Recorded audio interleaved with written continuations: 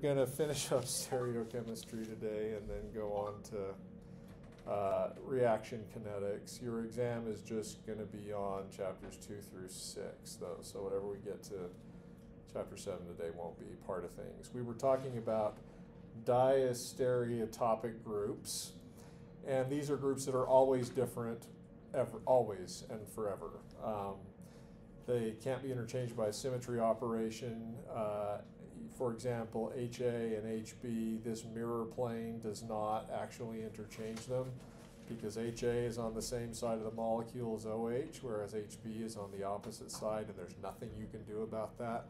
Diastereotopic groups, in molecules that are chiral, CH2 groups will be, the two protons will be diastereotopic and different. Same can be said of methyl groups in some isopropyl group. If we did this there, these two methyl groups would be diastereotopic. And then in terms of NMR, Dr. Burt will have taught you all about that, but protons that are diastereotopic can actually couple with each other, and the geminal coupling is often really strong. So when you have diastereotopic protons, that's often where you can see, for example, a doublet of doublets or other types of things. There's a classic situation called the ABX system, I think, where you have diastereotopic protons A and B, and they're adjacent to another proton X. But that's where that situation arises. The other important thing to realize is, again, that ketones can have, or aldehydes can have diastereotopic faces. And this is the same thing as diastereotopic protons. If your molecule has a stereocenter in it, then the two faces of the ketone can be are different. There is no mirror plane that interchanges the top view of this molecule with the bottom view. So face A and face B are not equivalent. Face A does not equal face B. And what this means is a non-chiral reagent can show selectivity for one face of the ketone versus the other by virtue of the presence of the stereocenter. So there are creative ways to take advantage of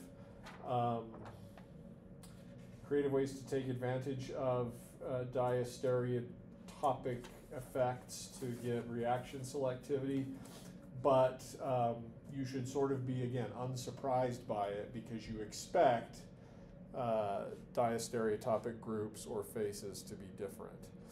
All right. The other thing to notice, we don't need to we don't need to talk about this in a huge amount of detail, but you've got, for this ketone, you've got homotopic faces. For this ketone, you've got enantiotopic faces. And if you think about ketone reduction, if we were to do, say, lithium aluminum hydride to each of these ketones, and consider the products that would arise from attack of the hydride on the top face versus the bottom face. Can we do that in our head? We need to draw it out. What I'm talking about is using lithium aluminum hydride to deliver a hydride from the top of the ketone versus the bottom face of the ketone. Do you see how for homotopic faces those two products are identical? Mm-hmm. That's what homotopic means. If you attack from one versus the other, you get the same thing. In contrast, if you did the same reaction with the molecule that has enantiotopic faces, attack from above versus below gives you now not identical things, but enantiomers. And then, unsurprisingly, if you take our ketone that has a stereocenter and you do the same thing to it, your two products are now going to be not enantiomers, but diastereomers, because you've got a stereo center here.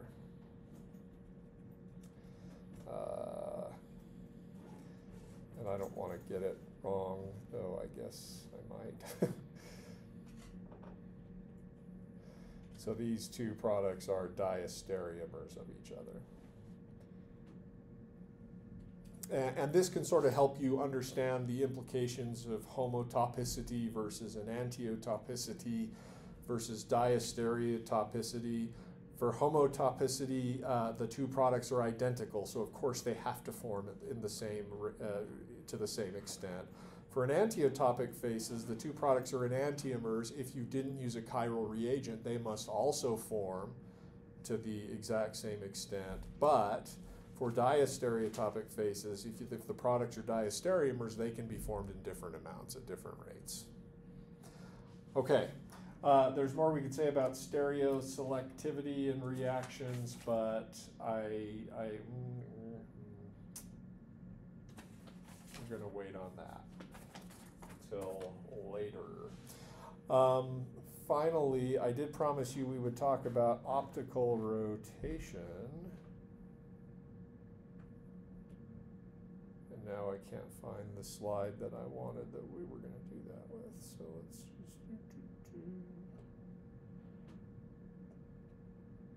here we go. Optimistically, several lectures ago, I thought we were going to get to this.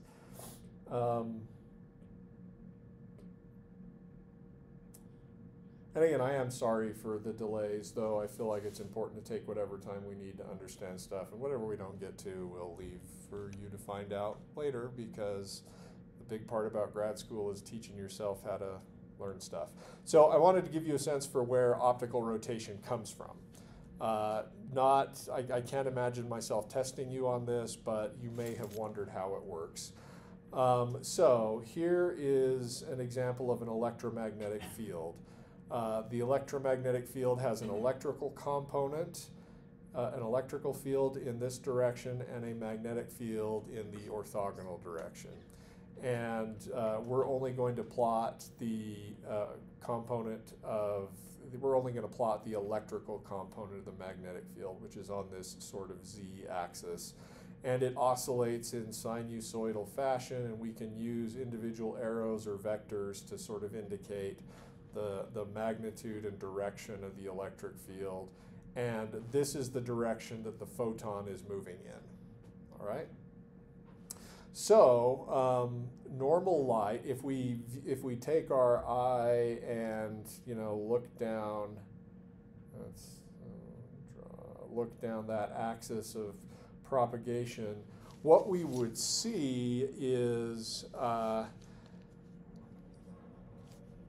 and this would be for many photons over long amounts of time. This is from a normal light source. You're going to see that the oscillation of the electric field for one proton is in a certain direction, or for one photon is in a certain direction, but then the next photon may have its electrical field oscillating here, right, or here. In other words, normally, if you observe photon after photon after photon, there is no preferred plane in which the electric field oscillates. Each individual photon is going to have the electric field oscillating in one plane, and then the magnetic field oscillating in a perpendicular plane. But if you look at all the photons over time, they're going to be tilted relative to each other. Does that no? See what I'm saying? So that's non-polarized light, where each photon might have its electrical field oscillating in a different direction. And that's what this circle with arrows all over the place is meant to indicate. All right, any follow-up questions you want to ask there? So if we use plain polarized light, we use a polarizing filter, that gets rid of all of the photons that are not oscillating in a certain direction, and only those that are oscillating within the plane of polarization get through. And if you've ever been to a 3D movie, this is how they do it. They shine polarized light from one direction to give you the right eye and the other direction to give you the left eye. They're a little bit offset. You have polarized glasses that let the appropriate polarized images through your various eyes. And then you put together, your brain puts together a 3D image. If you ever take polarized sunglasses and have two pairs of them and tilt one perpendicular to the other and overlay them, you'll see no light gets through when you have two polarizing lenses and you put them perpendicular to each other, because the light that's polarized in this direction that gets through this polarizing filter can't get through this one. All right. Now, you're going to hate this, and it's okay. You don't actually need to understand it in a lot of, in a high level of detail. But polarized light, you can think of, it's mathematically equivalent with light that is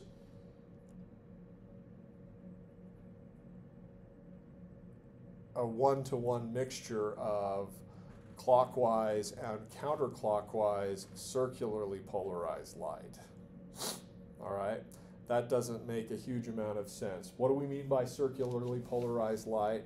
We mean that with time, the direction of oscillation moves in a circular pattern. So and I want to show you how regularly a mixture of circularly left-handed and right-handed polarized light is going to give you plane polarization. So at time 0, the electric field is oscillating in this direction. At the next time point, it has rotated a little bit. But remember, like all vectors, it has an x component and a y component.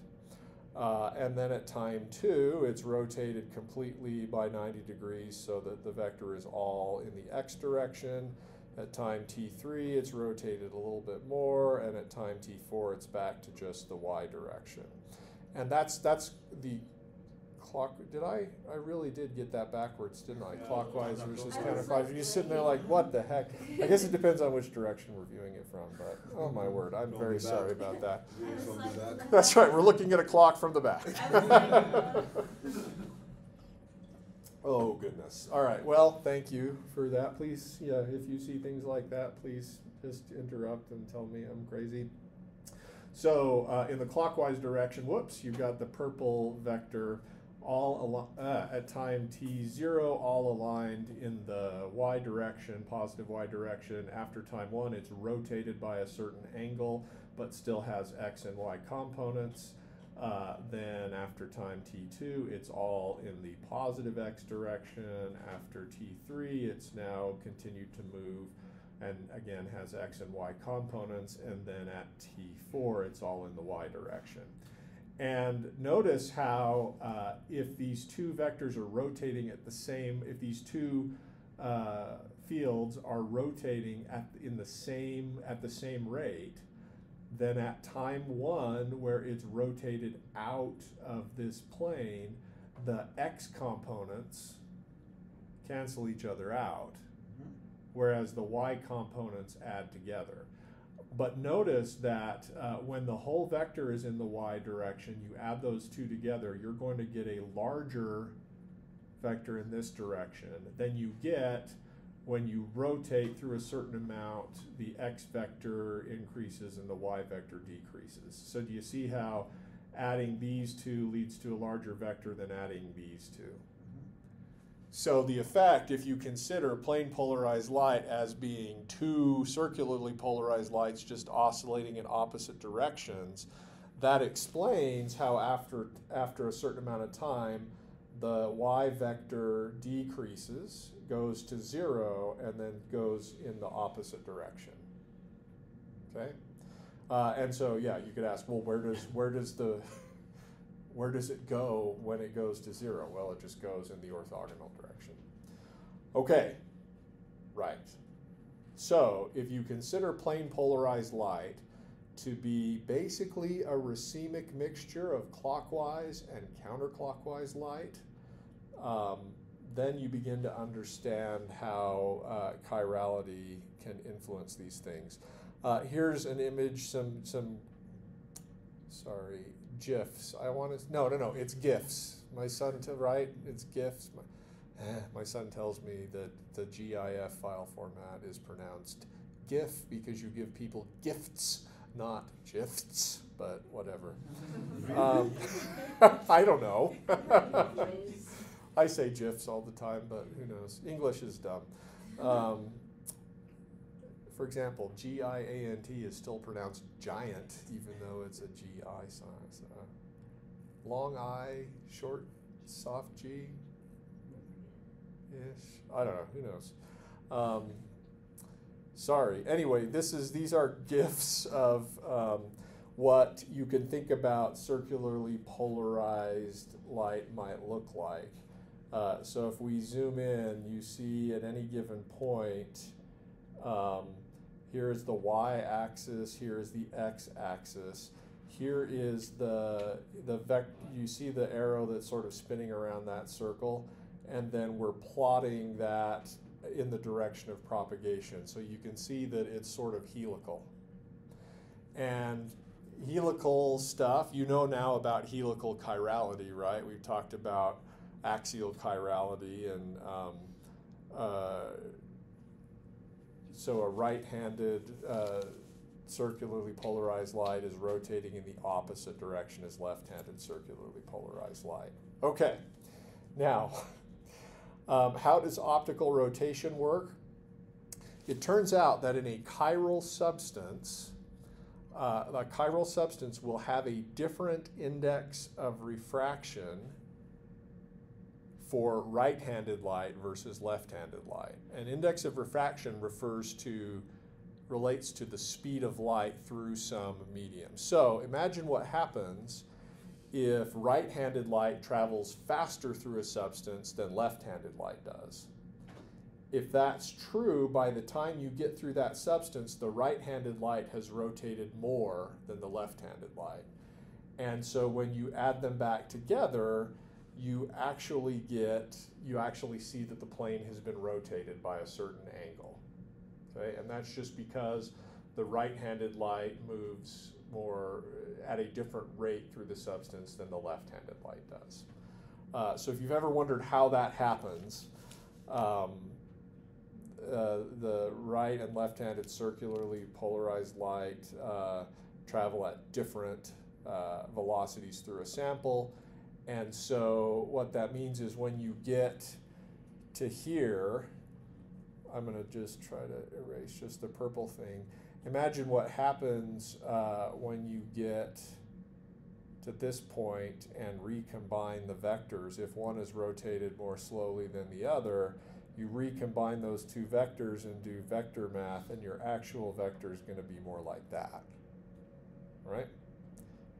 I, of course, am not doing this to scale or mathematically, but yeah, if they rotate at different rates, you'll observe this kind of thing.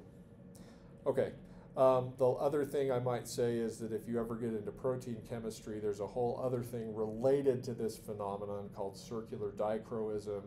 This has to do not with index of refraction, but different absorbance of left versus right-handed light. And you can determine what's called a CD spectrum, where the spectrum gives you some qualitative indication for how what the secondary structure of a protein is. For example, this helical protein tends to have a circular dichroism spectra that looks like this. This is data from my lab. And you can look at one of these peaks and turn up the temperature and watch that signal change as a function of time, and then you can, this is now PChem, fit those data to thermodynamic equations that give you free energies for unfolding of the protein. So that's all I want to say about that. I don't, as I said, don't see myself testing you on any of this, because yeah, go ahead and draw circularly polarized light propagating, right? It's just not going to do that. So, questions? All right. Well, if I've made it worse, I'm sorry. Okay, so we're now going to talk about reaction kinetics.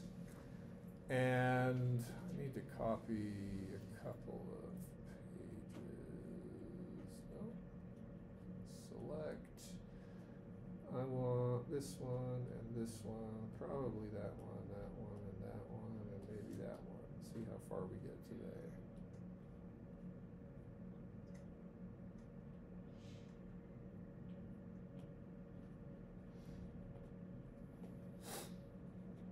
All right. So we're going to work starting today on reaction kinetics, and we're going to start on something called transition state theory. And this one's going to be a little bit fun because it has a connection to the Latter-day Saints. Transition state theory was developed by chemist Henry Eyring, who was a professor in chemistry at Princeton, later at the University of Utah. He happens to be the father of Henry B. Eyring, who is second counselor in the church's first presidency. And so we'll talk a little bit about his discoveries, but he's dramatically influenced how we think about reactions. So when we think about reactions happening, in the past you may have thought about a reaction coordinate energy diagram in which you have energy on this axis and then some reaction coordinate. They may have called this reaction coordinate for you. They may have called this reaction progress.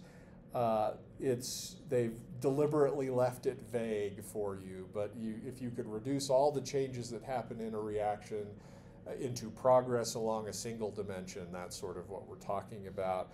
And they've given you some diagram like this where you go from starting material or reactants, but I have a hard time saying reactants, so I always say starting material, product, and then transition state. And that's a simplified version of reality. And even what I'm showing you here is, to the right, is a simplified version of reality. Here we have on the sort of y-axis, you still have energy, but notice you have more than one degree of freedom, or more than one way to change the molecular geometry. And here I'm only showing you two different dimensions for molecular geometry. This could be a particular distance between two atoms, atoms A and B, and this might be distance between B and C or something like that. But understand, in complicated molecules, there's actually going to be way more than just two dimensions in which the molecular structure can vary. So I want you to remember that each point on this surface is the energy that would be from a specific geometry of the molecule. And when you have a molecule with n different atoms, you have 3 times n minus 6 degrees of freedom. Oh, sorry. When you have when you have a molecule that has, we'll just say, n degrees of freedom. Sorry about that. It's complicated because each atom is going to have translational freedom through space, moving in its XYZ coordinate. It's also going to have tumbling through space. We're going to have bond stretches. We're going to have vibrations. We're going to have rotations. We're going to have angle distortions. So you get the picture. The degrees of freedom add up to be very large, even for fairly simple systems. If you've got n degrees of freedom there, you need to think about a 3n minus 6 dimensional surface. Meaning you would have to plot energy not only versus these 2 degrees of freedom, but against all 3n minus 6. And if you can think of a 3n minus 6 dimensional surface, you're doing better than most, because the human mind generally isn't very good at that. We struggle with 4 dimensions, right? So, for the most part, we're going to reduce our discussion to considering a potential energy surface plotted over 2 different degrees of freedom, but understand it's more complicated than that. Let's look at the features of a potential energy landscape, okay? So you have peaks, and these are areas that are high energy structures that are rarely, if ever, explored. You have valleys. Go ahead. Yeah. You have valleys, and these are geometries for a molecule of relatively low energy. And then you're going to have saddle points. And the saddle points are the lowest energy pathway between 2 different valleys. We got any hikers here? Do you want to describe for me what a saddle point is in a landscape? Yeah, go ahead, Tyler. I usually think of it as like going between 2 peaks of a mountain. It's like that lowest point right there. Uh-huh. Them, so you can like. Right. So if people have been hiking Mount Timpanogos, there's we're going to look at the front side. Here's one sort of peak. Here's another sort of peak. If you can imagine coming from the back side of the mountain, here's our route, dotted line, over the front side. Yeah, if you want to get from the valley behind to the valley in front, the lowest energy pathway is not over the peak, but over the saddle point. Okay, so now if we change our view of the mountain, we're looking at the mountain from in front of the mountain versus behind. But if we were to adjust our perspective and look at our pathway over that saddle point, the saddle point is still a peak, just only in one direction, right? And that's a really important concept, because the transition states that we go through in reactions are not actually these global peaks, but they're saddle points. And that makes a lot of sense intuitively. You know, if you wanted to get from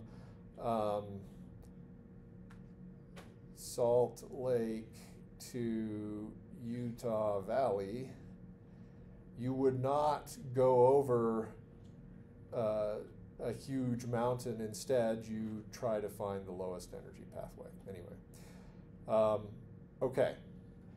The other thing to think about is the surface represents potential energy, which is a function of molecular geometry. The ability to get to explore this surface is related to the kinetic energy of a molecule. So what allows you to get from here to here? It's the kinetic energy of the molecule, and we're going to think about kinetic energy as being related to the overall temperature.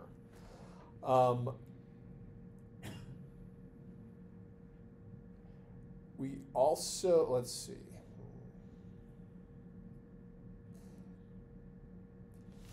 I want to think about briefly the path of a molecule from point A to point B.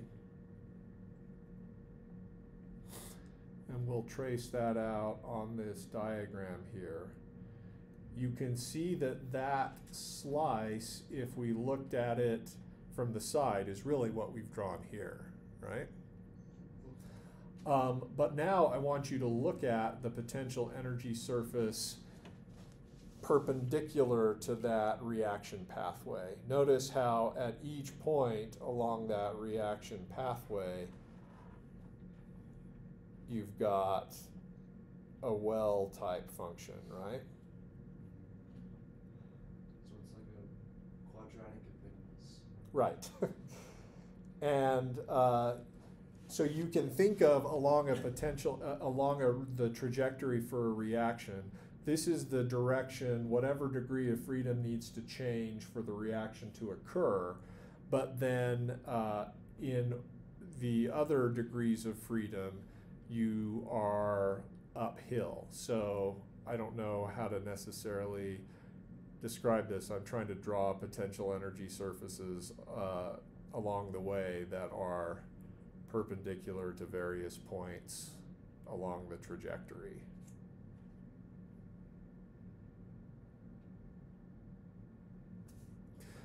Basically, I'm showing you the narrow saddle through which we travel to get from starting material to product.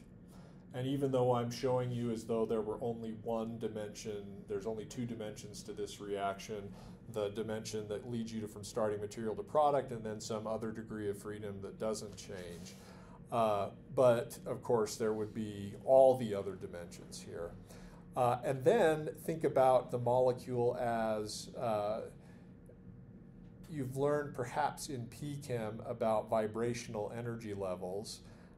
You've learned perhaps that if this axis is energy and this axis is distance in, say, angstroms between hydrogen A and hydrogen B, you've learned to draw a potential energy surface something like this, where at infinite distance energy is 0, you get closer and closer, you get to some minimum distance, and then as you get closer, electron repulsion and nuclear repulsion start to take over. But you've learned that this distance, that the hydrogen molecule doesn't just occupy this lowest energy difference. Instead, there's vibration to the bond. And so there are various quantized vibrational energy levels. And you can think of the vibration as the molecule going back and forth between these energies. And similarly, there are going to be, along this reaction pathway, quantized vibrational energy levels that that the molecule can adopt as it traverses the energy landscape. But notice that there will be only one, and it turns out that this direction, as we traverse the energy landscape, is also a vibration, but it is the only one that leads us from starting material to product. If we look at this potential energy surface, you might ask the question, how do we identify the difference between valleys, transition states, or saddle points, and peaks? And this turns out to be just a matter of calculus. Oh, great, that sounds fun. Let's pause, though, for some questions. What's not making sense?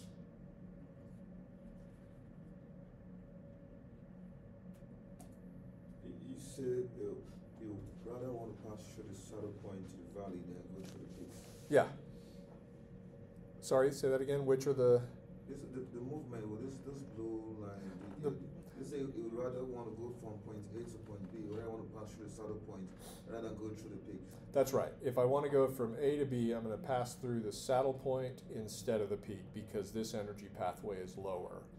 But as my molecule traverses the geometric changes that get me from here to here, all along the way, it's going to have other degrees of freedom changing that aren't going to be productive and aren't going to help the reaction go forward. In the saddle point. At all points along the energy surface, including at the saddle point. Now, if you wanted to identify the difference mathematically between a valley and a peak and a saddle point, you can do some calculus. So, how do we identify minima and maxima in math functions? First derivative. Oh, dang, we're talking about that again, right? So notice that at a peak, so we're going to let this be energy on this axis, and then we'll use this as some random distance x.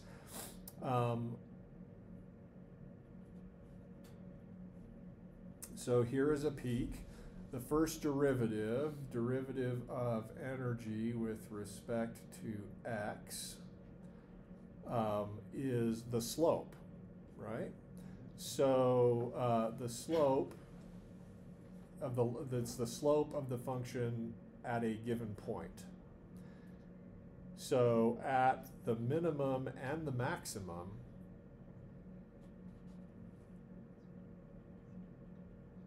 dE dx equals 0. The slope is 0, right?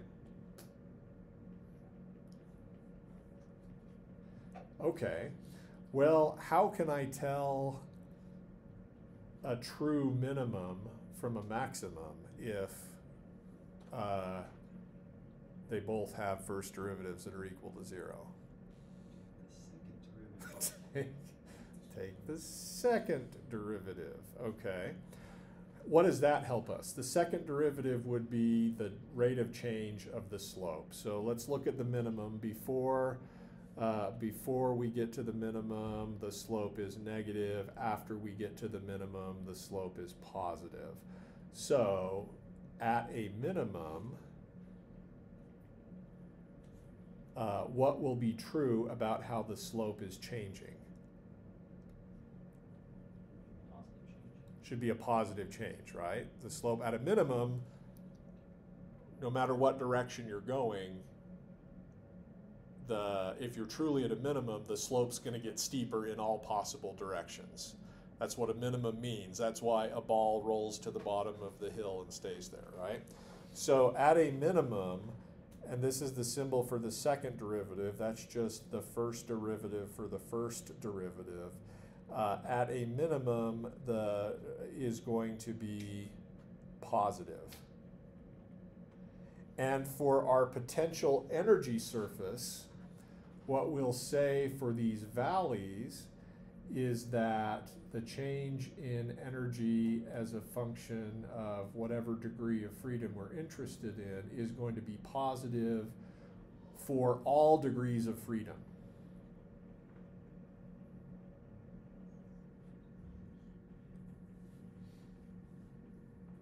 Right? Now, in contrast, a peak, notice what's going on to the slope here. Here it's positive, gets a little less positive, now it's negative. So at a peak, the second derivative should be what? Should be less than 0, right? Should be negative. Which tells you that if you're at a peak, that no matter which way you go, forward versus backwards, the slope is going to become negative. All right? Okay, but the problem with that definition is that saddle points and true peaks both of this is true, right? Sorry, both of these things are true for saddles versus peaks.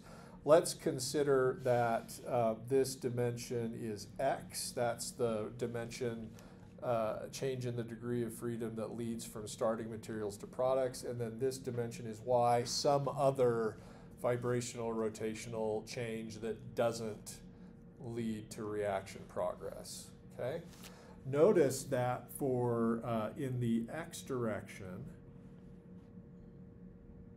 the peak and the saddle point,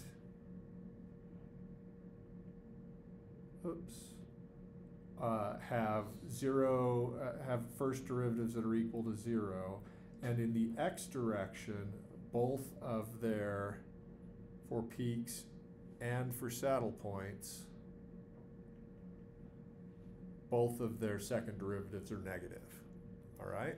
So that's not going to be the thing that distinguishes between a peak and a saddle point. Let's look at now variation in another degree of freedom direction. So let's look at variation with whatever degree of freedom y is. For this peak, in the y direction, the second derivative now with respect to y is still less than 0, right? Because it's still downhill in all directions. But at the saddle point, the second derivative in the y direction is positive.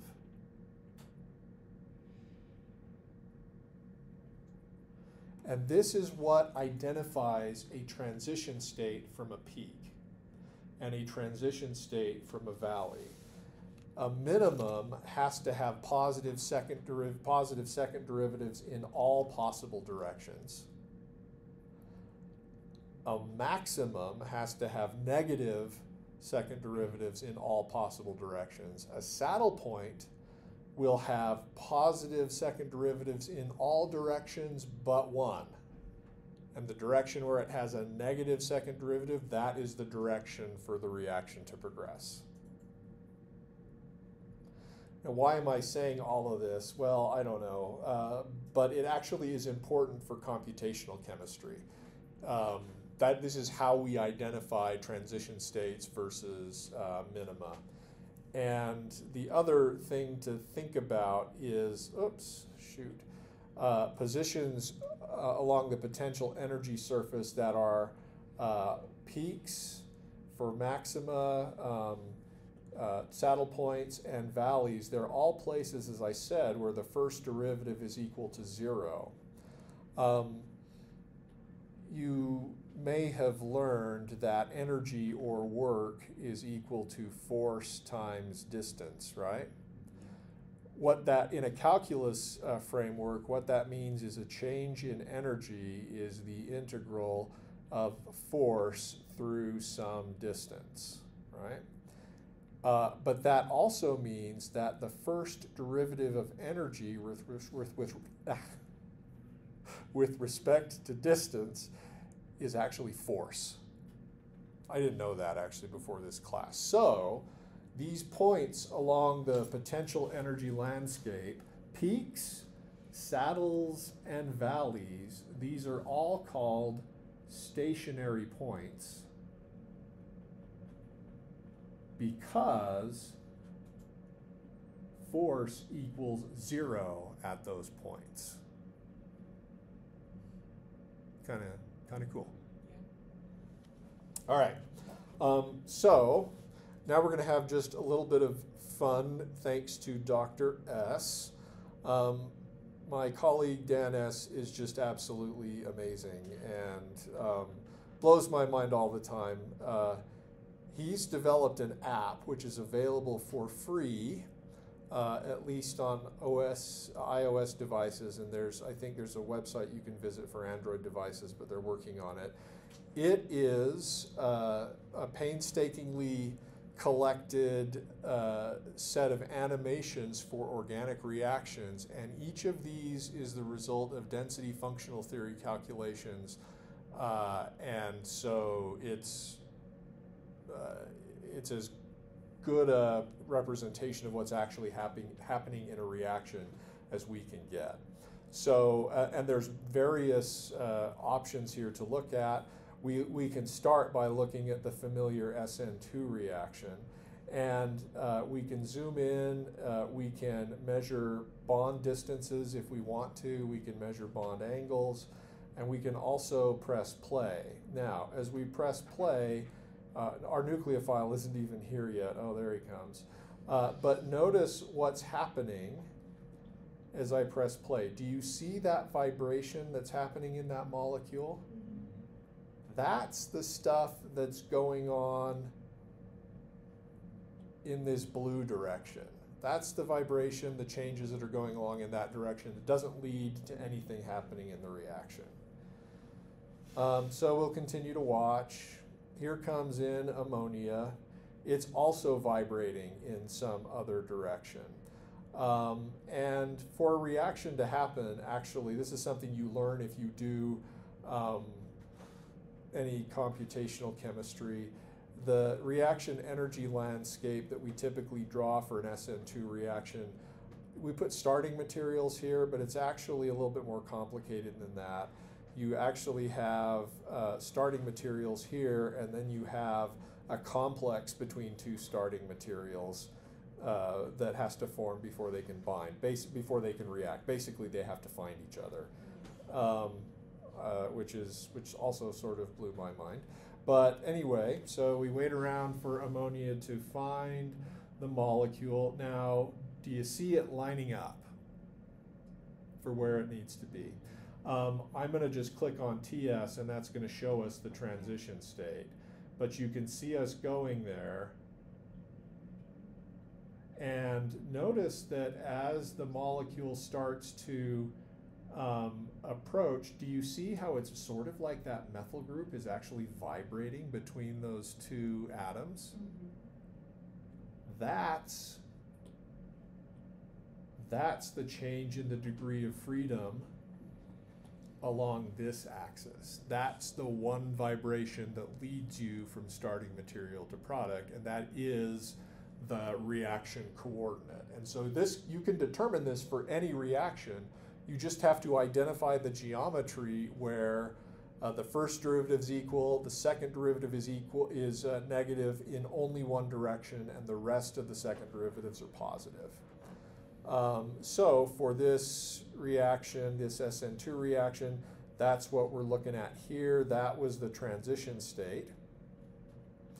And then as we go further on, again, we continue to vibrate in other directions, and the leaving group moves off. Okay? Yeah? How would you go about determining that degree of freedom, or any of these degrees of freedom specifically? That seems like a really hard thing to calculate and figure out. Yeah, the answer is I don't totally know, but I've done it for some simple reactions. You basically, so the computational programs are good at changing geometry and seeing what happens to energy. And remember, your stationary points are going to be places where the rate of change in energy is equal to 0.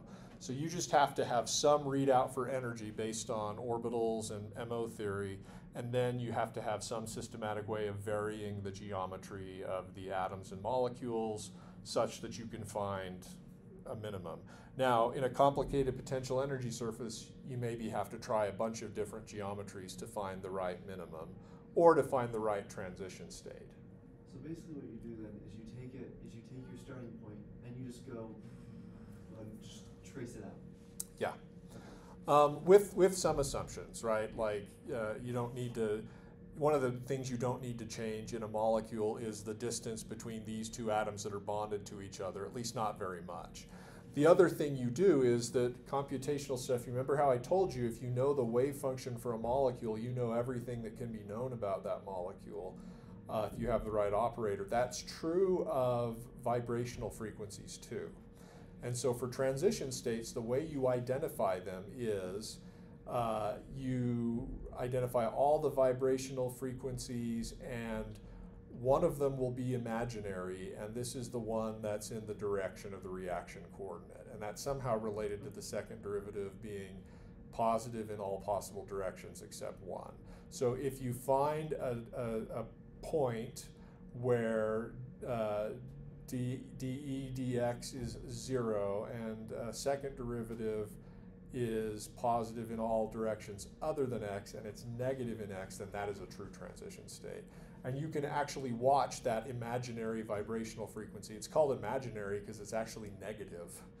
What does that even mean? Like the period is negative. And you can turn on an animation, and the vibration that you see will actually be this kind of thing moving along the reaction. Yep. So a lot of this involves just trying a bunch of things. There are optimization routines that allow you to find minima and maxima. Once you've found the transition state, there are optimization techniques that allow you to find the lowest energy pathway from that transition state to energy minimum. And that's what they've done here in all of these reactions, which is really cool. We're out of time, but maybe if you want to see a carbene adding to an alkene, for me, this is just sort of mind-blowing to see I mean, of course, molecules are this way, but we think of them as static structures, and yet they're sort of wiggling around. Anyway, so download the app, play around with it. It's free if you want to. You don't have to, but it's kind of fun. And if you're a TA for undergrad students or introductory OChem, there's a lot of the reactions they're going to be learning. You can start with acid-base chemistry, or you can start with rotation of butane. Oh, sorry. What's it called? IORA, Organic Reactions. At least that's the Apple version. And Dan has sent me the link. I can send it to all of you if you want to see it. What about for Android? For Android, I think there's a website that works just as well. In fact, maybe has. What about Windows PC? Yes, I think if it's a website that works on Android, it should also work on a Windows machine. I'll check it out.